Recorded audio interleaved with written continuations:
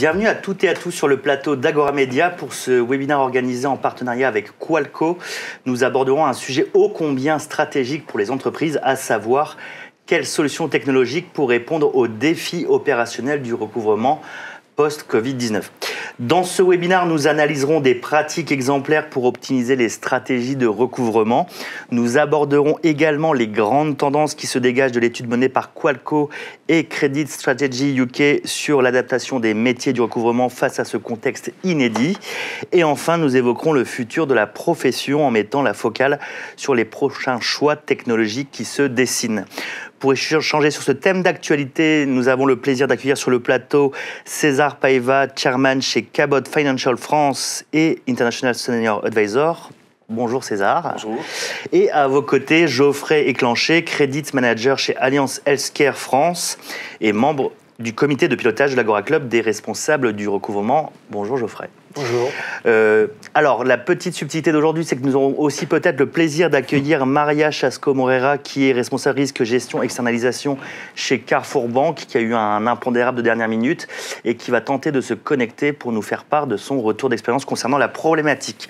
Pour rentrer dans le vif du sujet, d'abord, César, un petit mot pour contextualiser un peu Qualco, ce qu'est son cœur d'activité, si vous pouvez le présenter en quelques mots, s'il vous plaît. Qualco, c'est une société qu'on connaît bien chez Cabot France, puisqu'on travaille avec elle depuis 2012.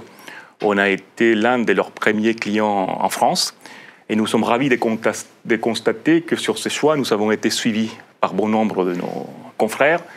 Qualco, c'est un éditeur de logiciels spécialisé dans les métiers de crédit en général et dans le recouvrement des créances en particulier. C'est une société d'origine grecque qui a été créée au milieu de la crise bancaire dans ce pays. Et leur système était responsable de la gestion des crédits de la banque grecque. Donc vous pouvez imaginer que c'est un système qui a été testé dans des conditions extrêmes. À un moment donné, il y avait quasiment la moitié de la population grecque qui était cliente, débitrice de cette banque, de cette banque. Donc c'est une société qui s'est développée à l'international, y compris en France, qui est présente dans une trentaine de pays.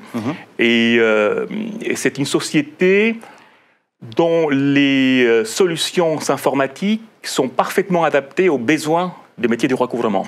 Pourquoi ? C'est parce que d'une part, ça vous permet de faire de ce qu'on appelle des stratégies de contact adaptées, donc de choisir sur chaque segment de vos clients la meilleure façon de leur contacter. Et puis, c'est également une société dont la robustesse technique est très forte. Donc, le temps de non-disponibilité de leur système, il y a un terme technique pour cela que j'ai oublié, est très très faible. D'ailleurs, nous n'avons eu aucun, quasiment, depuis que nous utilisons Qualco en France. Donc, c'est avec grand plaisir qu'on les accueille au sein de l'Agora, du recouvrement. Très bien. Pendant ce webinaire, nous allons évoquer de nombreux résultats fournis justement par une étude réalisée par Qualco et Credit Strategy UK pour planter un peu le décor, pour ensuite mieux comprendre les tendances qui vont se dessiner. Est-ce que vous pouvez un peu me contextualiser l'étude sur sa méthodologie qui a été interrogée ?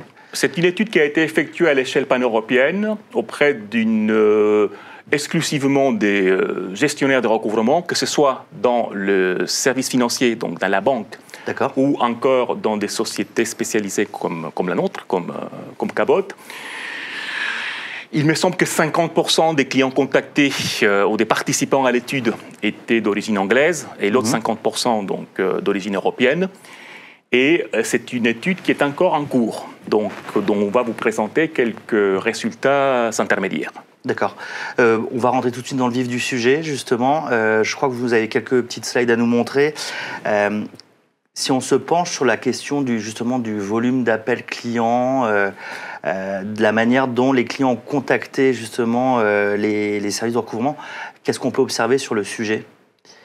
On constate grosso modo qu'il y a, quand on pose la question aux participants sur quel est le volume d'appels entrants dans leur plateforme de recouvrement, des volumes qui ont significativement augmenté avec la crise, puisque la plupart des clients débiteurs se posent des questions sur leur solvabilité et donc cherchent à contacter leurs créanciers pour traiter leur situation personnelle, eh bien, il y a eu grosso modo un tiers qui a eu plus d'appels au mois de juin qu'au mois de mai, un tiers qui a eu moins d'appels, et un tiers qui a eu à peu près le même nombre d'appels. Ce qui semble indiquer que le pic d'appels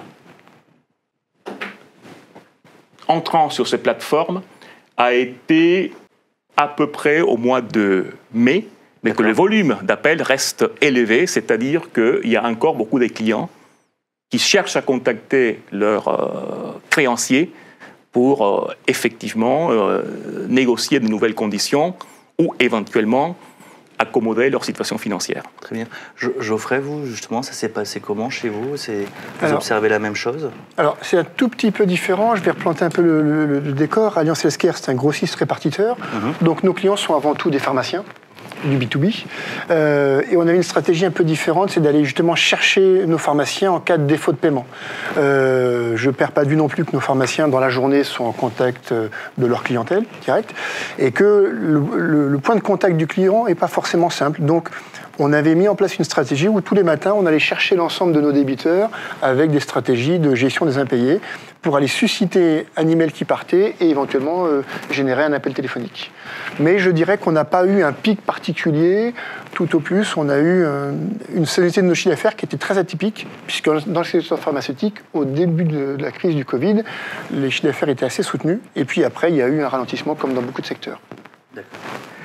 Pour l'ensemble des métiers, le contexte de confinement lié à la pandémie a joué le rôle d'accélérateur du digital dans de nombreux projets.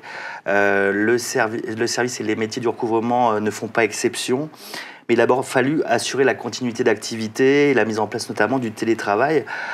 Quels ont été les défis opérationnels, César, par rapport à l'étude que vous avez menée? Bon, il y a eu d'abord un défi technique, bien entendu, de faire en sorte que des collaborateurs qui auparavant étaient en plateforme sur site soient capables de travailler efficacement à domicile, tout en respectant des règles strictes en matière de protection des informations des clients. Donc, ce défi technique, il a fallu le surmonter très rapidement. Et chez Cabot France, pour vous donner un exemple, le temps d'un week-end, on a été capable de faire en sorte que 80% de nos collaborateurs travaillent à la maison. Donc une mise en place très rapide. Une mise en place très rapide que personne n'ait pensé qu'il était possible d'effectuer dans des délais aussi rapprochés. Et donc, au-delà du défi technique, il y a bien entendu aussi un défi managérial, oui, bien sûr. Puisque des collaborateurs que vous saviez la possibilité d'accompagner physiquement, il fallait désormais les accompagner virtuellement et à distance. Et curieusement, et ça c'est l'un des enseignements qui m'a le plus frappé, ce qui était au départ ou qui aurait pu être perçu comme une contrainte managériale, en réalité, c'est devenu une amélioration dans la culture managériale. C'est-à-dire que dans un contexte des call centers où on est habitué à une certaine verticalité dans les managements, le fait de devoir accompagner à distance l'ensemble des collaborateurs qui travaillaient à la maison a créé une meilleure proximité avec l'encadrement des proximités. D'accord, donc sur ce sujet, il y a eu un petit effet d'aubaine par rapport au confinement. Sur ces sujets, il y a eu, du moins pour une bonne partie de nos collaborateurs, même une augmentation de la productivité. D'accord, d'accord. Et vous, Geoffrey, ça s'est passé comment chez vous? Si d'abord on peut dimensionner un peu votre service recouvrement. Alors moi j'ai un service de 8 collaboratrices, mais ce que je veux raconter s'est retrouvé sur l'ensemble de l'entreprise. Comme dans beaucoup d'entreprises, le télétravail s'est déployé, je dirais, presque à l'arrache, en tout cas en mode scratch. Vous disiez 24 heures, certains collaborateurs sont partis le vendredi, ne sachant pas s'ils allaient revenir le lundi, et donc le télétravail s'est mis en place très rapidement. Il a fallu très vite s'assurer que les collaborateurs et collaboratrices étaient en capacité de travailler avec des outils informatiques, mais ça, je ne reviendrai pas dessus. Et puis aussi, étaient aussi en capacité de savoir ce qu'elles avaient à faire et trouver leur point de repère. Bien évidemment, on s'est tous mis sur des outils collaboratifs de réunion. Je ne vais pas les citer là, mais on les connaît tous par cœur. Et puis, il a fallu instaurer un modus operandi qu'on ne connaissait pas. Mais ça a permis d'aller chercher des enseignements sur le télétravail. Après, sans tout dévoiler, ce qu'on décortiquera à la fin, ça prédispose un mode de travail du futur. Et je pense que dans les enseignements, il y a aussi comment, dans une deuxième phase, on va atterrir et stabiliser ce télétravail qui s'est mis sur pied sans filet quasiment. D'accord. Et maintenant, si on se place, il y a le télétravail d'un côté, après il y a le côté solutions métiers qui sont vraiment spécifiques au recouvrement. Comment cette accélération du digital s'est-elle concrétisée chez les responsables du recouvrement? Là, je pense par exemple au portail de paiement online, à l'automatisation des workflows, aux technologies des moyens de paiement. Quelle tendance vous pouvez identifier par rapport à ça? C'est une tendance qui existait, bien entendu, avant la crise et qui va s'accélérer considérablement à cause de la crise. Pourquoi? C'est parce que simplement, on va assister à une augmentation significative du volume des créances impayées à terme. Oui, bien sûr. Et ça, c'est vrai, pas uniquement en France. Ça, c'est vrai partout dans le monde. Et pour faire face à cette augmentation de volume, les plateformes de recouvrement, bon, il y en a deux types. Il y a celle des banques, par exemple. Je ne crois pas qu'elle s'est prévue d'effectuer des embauches supplémentaires pour faire face à cette demande au volume qui augmente, oui. Supplémentaire. Et donc, par rapport à cela, il y a deux solutions. Soit on externalise davantage auprès des sociétés comme la nôtre. Et là, évidemment, c'est notre métier. On serait ravis de pouvoir les accompagner. Soit on fait en sorte à ce que le débiteur lui-même puisse effectuer davantage d'opérations. Et de ce fait, moins solliciter. Voilà, c'est ce qu'on appelle du self-care, moins solliciter les plateformes et augmenter la productivité d'ensemble de ce fait. Comment ça fonctionne justement le self-care? Vous entendez quoi par self-care justement? Qu'est-ce qu'on peut self-cariser si vous passez l'expression? Ça va des opérations très simples, du genre le client qui sollicite effectuer un changement d'adresse. Bon, ok, qu'il puisse faire ça directement sur un site web ou avec son téléphone portable, ça va de soi. Mais ça peut aller très loin. Par exemple, un client qui, à cause du Covid-19, un débiteur donc, souhaite redéfinir son plan de paiement. Voilà une démarche qui, traditionnellement, exige qu'il y ait un contact direct avec un conseiller pour discuter de ce qu'on peut faire et de ce qu'on ne peut pas faire. Il y a de plus en plus de solutions digitales qui permettent, évidemment dans le cadre défini par la société de recouvrement ou par la banque, à ce que le client fasse lui-même ses adaptations. Donc finalement, on est peut-être moins sur le métier du recouvrement en tant que tel et plus sur la relation client finalement. Là, ce que je comprends. C'est à peu près la même chose. Oui, tout à fait. Ouais. Puisque le propre du recouvrement, c'est l'accompagnement des clients. C'est une réalité parfois, hélas, méconnue.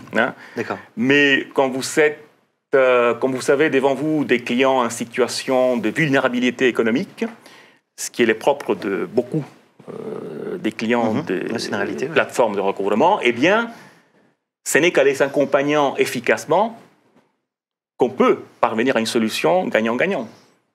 Ce n'est pas du tout en ayant une approche agressive ou avec quelque hostilité que ce soit. Ça, c'est probablement le monde du passé, mais en tout cas, ce n'est pas du tout l'éthique du business telle que nous la pratiquons.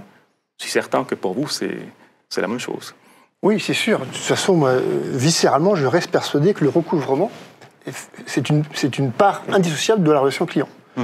Certes, et vous l'avez bien dit, une part un peu méconnue, comptable, financière, mais c'est une part dans la relation client dans laquelle on doit, à chaque occasion, revisiter l'ensemble des points de contact. Et c'est assez marrant de voir que le Covid, cette crise sanitaire qui a obligé les équipes à être en télétravail, aussi, on va parler d'innovation technologique, oblige à revoir des processus, à les dématérialiser et à démultiplier davantage l'ensemble des points de contact. Mais oui, je vous rejoins, le recouvrement est une part essentielle dans la relation client. Ce n'est que la droite ligne des prises de commandes et des services après-vente. Oui. Très bien. Et si on rentre dans des fonctions telles que l'open banking, la partie CRA ou encore la partie compliance, quel changement significatif on peut observer par rapport à l'étude que vous avez menée ces derniers mois? L'open banking, c'était, dans l'étude que nous avions menée, l'un des domaines où les sociétés souhaitent potentiellement investir le plus à terme, parce que ça permet en récupérant les informations donc bancaires et financières des clients, de leur proposer des solutions de paiement, des plans de paiement, plus adaptés à leur situation réelle. Parfois, on est capable de comprendre, par ce biais-là, la situation du client mieux que le client lui-même n'est susceptible de le faire, parce qu'il y a une certaine technicité derrière ces analyses. Et donc, l'open banking, c'est l'une des voies d'avenir, en lien avec le digital, en lien avec le customer self-care, puisque si on propose à vos débiteurs la possibilité d'avoir accès à ces comptes bancaires pour pouvoir par la suite leur proposer un plan de paiement adapté, c'est clair que c'est dans l'intérêt de tout le monde. Il y a d'autres modèles mis en place qui ont été aussi très, très performants au niveau des parcours clients. Au-delà de l'open banking, il y a d'autres choses qui ressortent de l'étude en termes de tendance? En termes de tendance, en général, ce qu'on veut, c'est que les clients... Par ailleurs, ce qui est vrai pour certains clients n'est pas du tout vrai pour d'autres. Donc, ce qui est au cœur de cette réflexion, c'est aussi la notion de segmentation. C'est-à-dire que vous proposez des moyens digitaux à des clients qui sont appétents à ce type d'interaction. Et pour d'autres, au contraire, c'est l'accompagnement humain qui est essentiel, voire incontournable.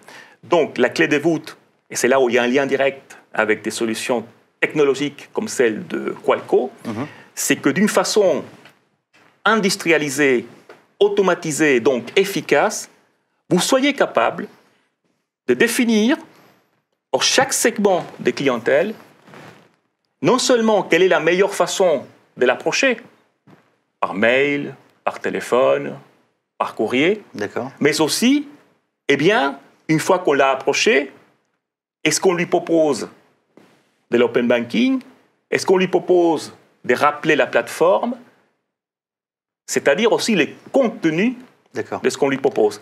Et c'est en ayant une parfaite mise en adéquation entre les profils des clients et les canaux et les possibilités de contact qu'on s'améliore et qu'on obtient des résultats optimaux. Et pour cela, vous avez besoin d'une chaîne de gestion, d'un système d'information, d'une solution logicielle qui permette de le faire de façon conviviale et efficace. Très bien.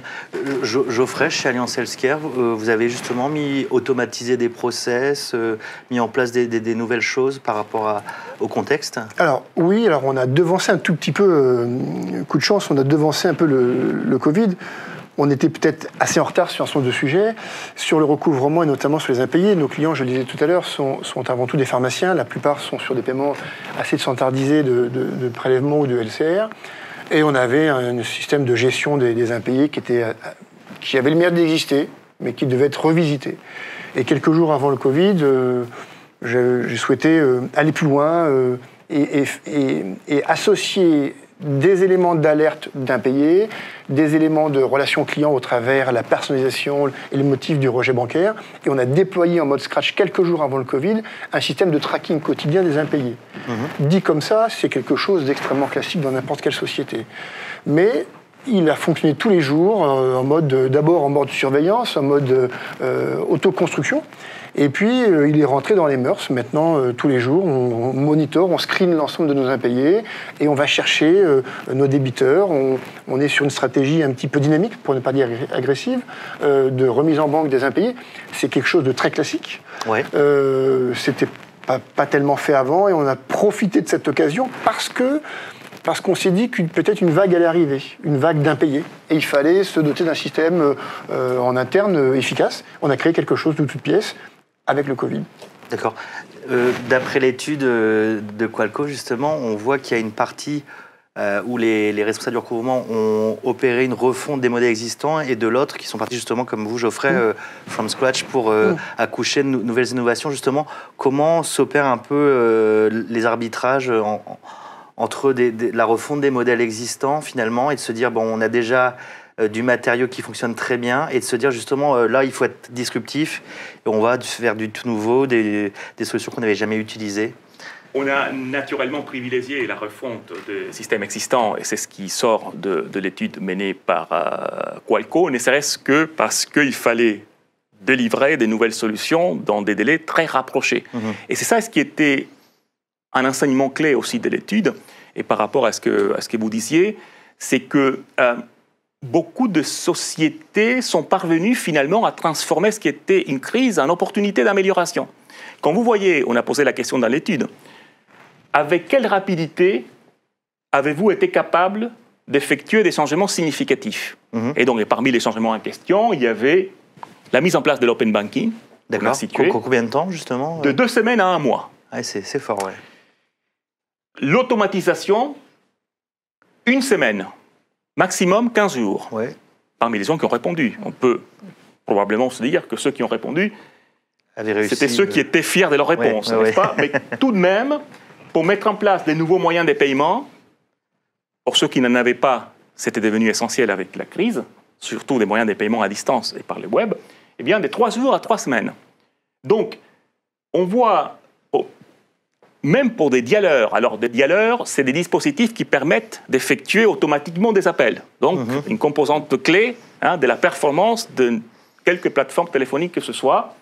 Eh bien, pour mettre en place des nouveaux dialers, les réponses données par les participants de 24 heures à 3 semaines. 24 heures pour certains d'entre eux. Ouais, c'est extraordinaire. Donc, la question devient donc, comment fait-on pour pérenniser cette réactivité une fois que la crise ne sera plus là pour la justifier ou pour nous obliger à le faire? Donc, peut-être serons-nous suffisamment intelligents collectivement pour faire en sorte qu'après la crise, nous allons garder une partie de cette réactivité accrue. Geoffrey, vous vouliez réagir? Oui, on parle de réactivité, on parle d'agilité. Mais de toute façon, si on revient en arrière et qu'on déroule le fil du mois de mars, on n'avait pas tellement le temps de se poser des questions, de savoir s'il fallait le faire ou pas le faire, dans quel sens il fallait le faire. C'était évident. Il fallait le faire, il fallait mettre en place des choses. Il fallait, notamment sur le recouvrement, garantir les encaissements. Donc il fallait être imaginatif, parfois sortir le sentier battu. Et après, il va falloir capitaliser sur les enseignements, je suis d'accord. Ouais. En règle générale, on voit qu'il y a une attention prioritaire sur la communication digitale, l'automatisation, ou même la gestion des call centers. On voit aussi qu'il y a une accélération, il y a un souhait des entreprises de plus investir justement sur la fonction recouvrement. Comment ça va se passer justement sur le sujet selon vous? Il est vrai que d'un côté, de plus en plus d'entreprises, et là on sort du contexte des participants à l'étude, mais en règle générale, de plus en plus d'entreprises qui sont sensibles à l'importance du recouvrement en tant que facteur de rentabilité. Oui. Et ce n'est pas pour autant que les entreprises souhaitent elles-mêmes renforcer leurs moyens propres de recouvrement. Il y en a certaines qui feront davantage d'appels, n'est-ce pas, à des sociétés externes, puisque c'est tout de même un métier des spécialistes. Pour celles qui souhaitent renforcer leur fonction de recouvrement, quand on leur pose la question sur quoi, si vous saviez, des moyens supplémentaires, priorité, en priorité, où on devrait les allouer, eh bien, ce n'est pas surprenant, la première réponse, c'est dans le recrutement de profils compétents. Mais ensuite, il y a 2 éléments éminemment techniques qui sont cités. D'une part, la mise en place des canaux digitaux, c'est les digital channels dont on a parlé tout à l'heure, et puis également des procédures d'automatisation pour augmenter la productivité des équipes. D'accord. Geoffrey, chez vous, ce serait aussi une réalité de pouvoir investir davantage dans les métiers du recouvrement? Oui, parce que de toute façon, le métier du recouvrement, dans cette période de crise sanitaire, et qui va déboucher sur une crise économique, va remettre ce métier du recouvrement, non pas au cœur du village, mais sur une estrade. Non pas pour être valorisé, mais pour, compte tenu des enjeux que ça représente. Au plus vite on fera rentrer de l'argent de nos clients, j'adore, je vais être très clair, tous mes clients, mais l'argent qu'ils me doivent, je le préfère dans ma poche que dans la leur. Donc le métier du recouvrement se trouvera renforcé après cette crise. Après, et je suis d'accord, et l'analyse est très intéressante, on va avoir besoin de spécialistes. Et aussi, contre la volumétrie, on a besoin d'automatiser des scénarios pour, sur un éventail assez large, parfois faire du traitement, je dirais pas de masse, mais de forte volumétrie, et parfois aller chercher dans une population de débiteurs la segmentation spécifique qui permet d'adapter chaque scénario de relance à un profil client.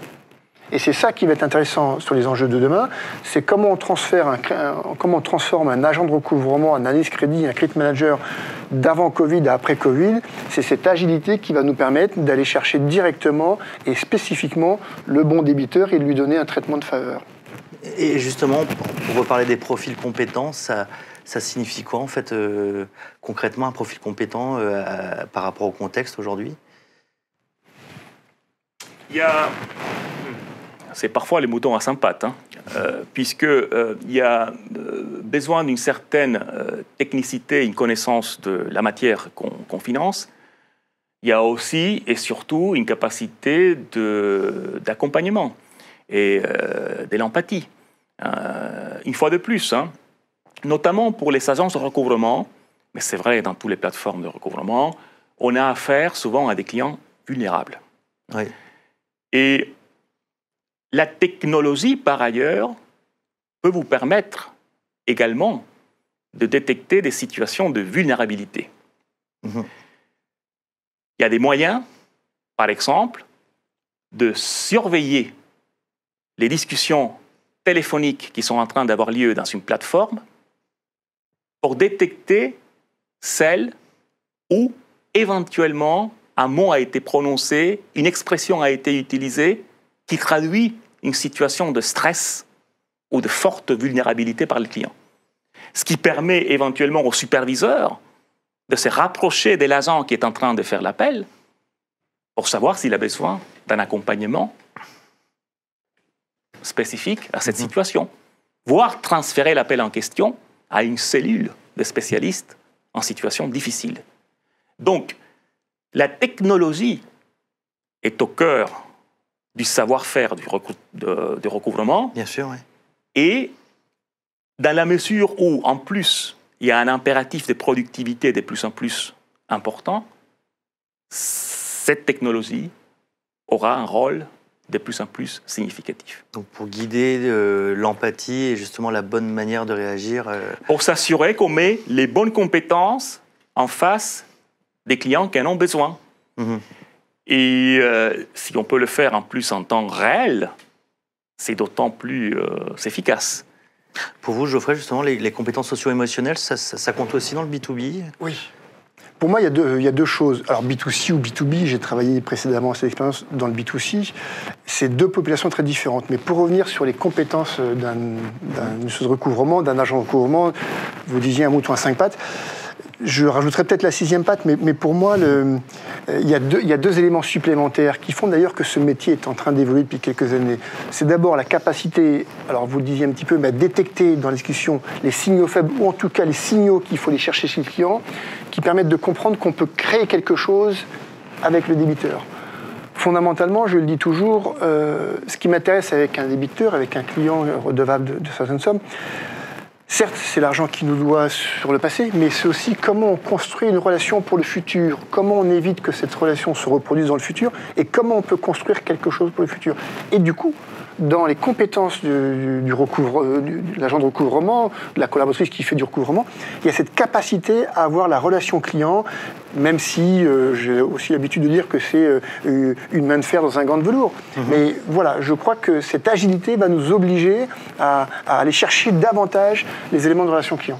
Et justement, selon vous, César, Geoffrey, comment on peut continuer à cultiver cette appétence pour le digital qui a été très forte dans le contexte des mois précédents, et puis aujourd'hui encore, c'est aussi une réalité. Comment on peut continuer à développer cette agilité, cette appétence pour le digital, à la fois auprès des équipes, mais aussi au niveau des clients? Parce que le côté self-care, finalement, peut-être qu'une partie des clients veut retrouver la partie recouvrement comme avant, passer un coup de téléphone, et puis finalement faire comme avant. Oui, la clé de voûte est de donner au client le choix des moyens d'interaction avec lesquels il est le plus à l'aise.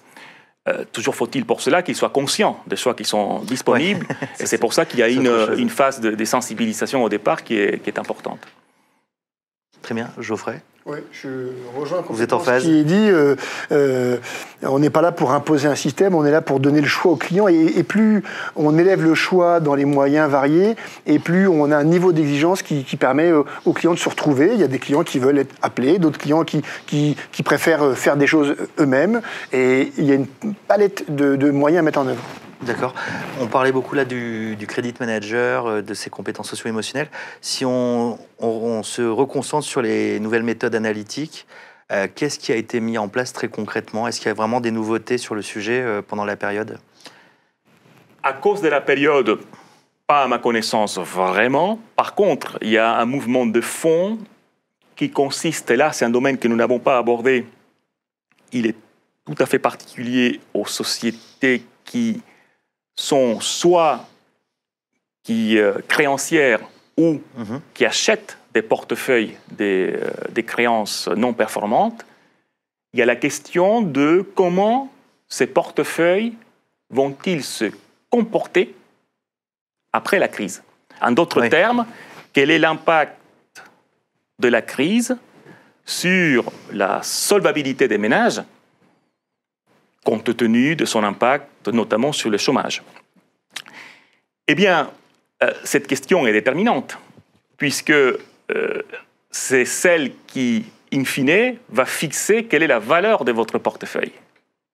Il y a de plus en plus des moyens analytiques, y compris avec des solutions logicielles, dont certaines d'ailleurs proposées également par Qualco, qui permettent d'effectuer ces analyses de façon plus performante, en ayant recours notamment à des techniques d'intelligence artificielle. Donc, il y a une évolution technique réelle et forte qui s'accentue avec la crise, mais qui ne s'est pas encore matérialisée, vers l'utilisation des moyens plus sophistiqués pour analyser, ou pour prédire plutôt, les comportements futurs des clients débiteurs et par voie des conséquences, les taux d'encaissement dans une plateforme de recouvrement. Et comment ça se passe justement très concrètement? Comment le traitement de la donnée permet d'accoucher d'actions très concrètes? J'en ai aucune idée de comment ça se passe concrètement, parce que là, c'est des techniques qui sont on ne peut plus sophistiquées. Parfois, c'est une sorte de black box. Et il faut être mathématicien normalien prix Nobel pour comprendre comment ça fonctionne. La question, c'est que pour que ça soit utile, il faut qu'il y ait un moyen efficace de récupérer les informations dont on a besoin pour les traiter ensuite avec la moulinette de l'intelligence artificielle et produire des recommandations ou des plans d'action qui soient faciles à mettre en place. Et la technologie, là, joue un rôle. Très bien, très bien. Une dernière question avant de passer justement aux questions des visionnautes. Si on devait retenir une chose sur justement le choix des solutions technologiques face au contexte, pour vous, le mot de la fin, ce serait quoi, César, Geoffrey? Quelle leçon retenir en quelques mots? D'abord.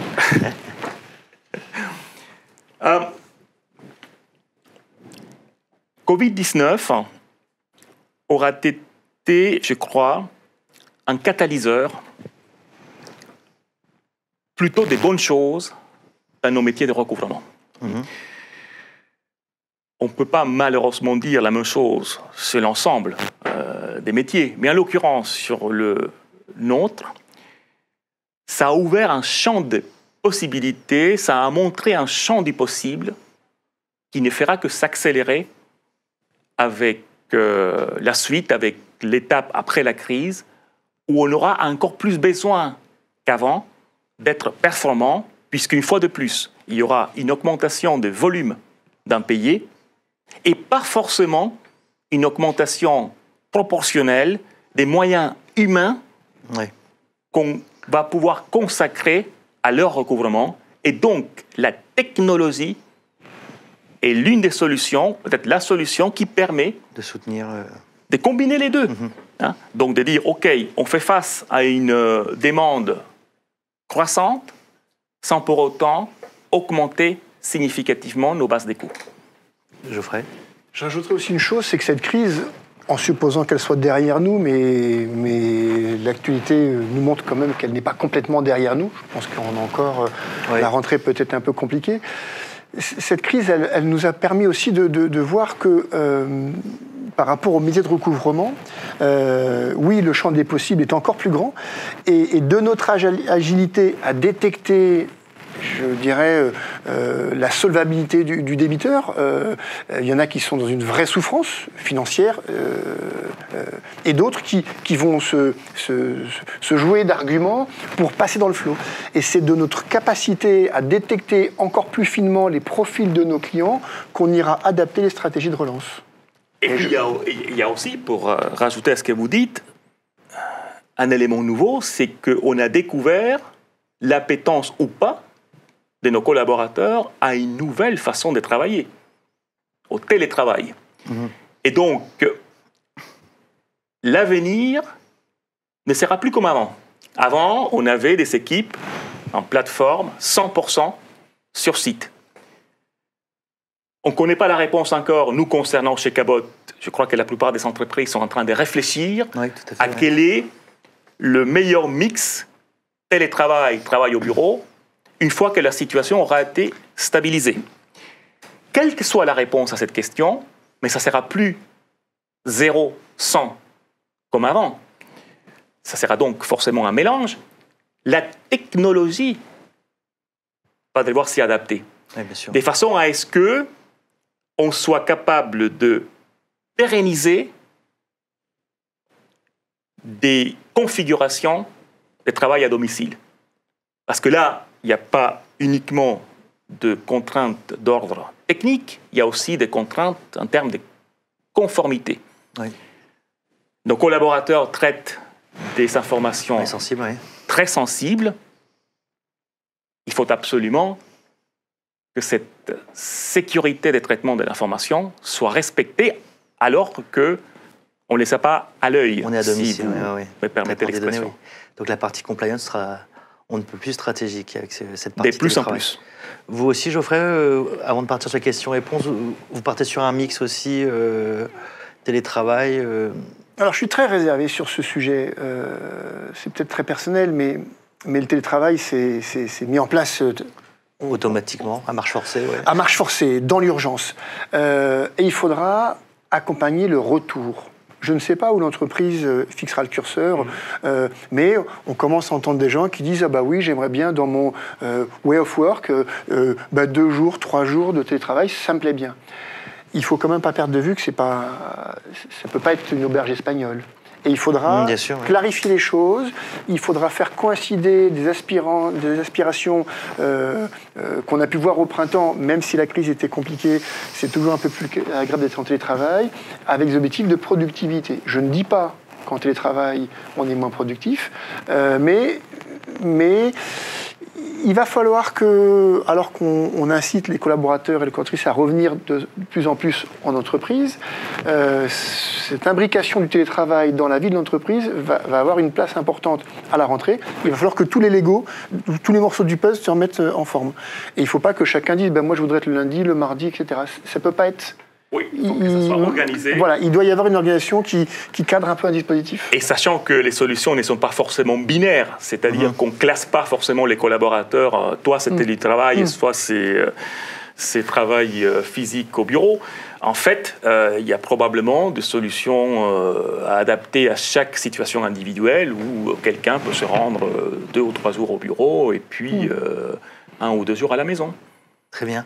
C'est sur cette question du télétravail que nous allons clore la première partie du webinaire. Nous allons passer à la phase de questions-réponses animée par Céline d'Agora Manager Club. Bonsoir Céline. Oui, bonsoir. Alors, quelques questions de la part des internautes. La première, une fois les moratoires terminés, comment comptez-vous faire face à une éventuelle vague de débiteurs sollicitant des aménagements de leur plan de paiement ? Là, on n'est plus sur... oui. De toute façon, on a 2 dates importantes. On a le 23 juin et le 10 juillet. Donc, effectivement, il n'est pas impossible qu'à partir du 10 juillet, la période soit un peu plus tendue.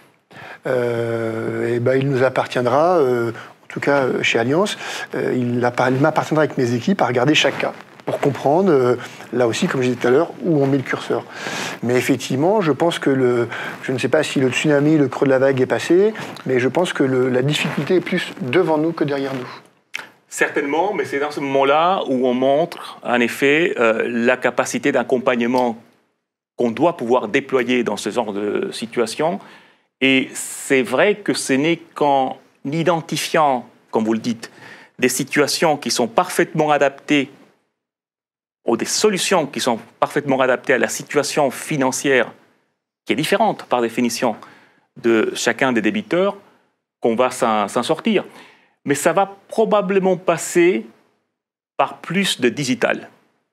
Ça va probablement passer, une fois de plus, par une sensibilisation accrue de nos débiteurs sur le fait qu'ils ont aussi la possibilité d'interagir avec nous. Pas uniquement, on ne dit pas face à face, puisqu'on est au téléphone, ouais. Mais aussi par web ou mobile interposé. Très bien. Une autre question, Céline ?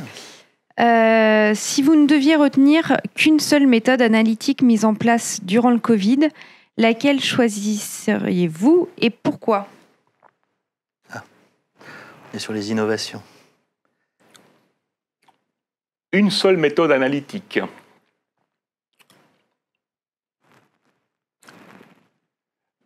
L'analyse des données comportementales pour mieux prévoir les taux d'encaissement futurs.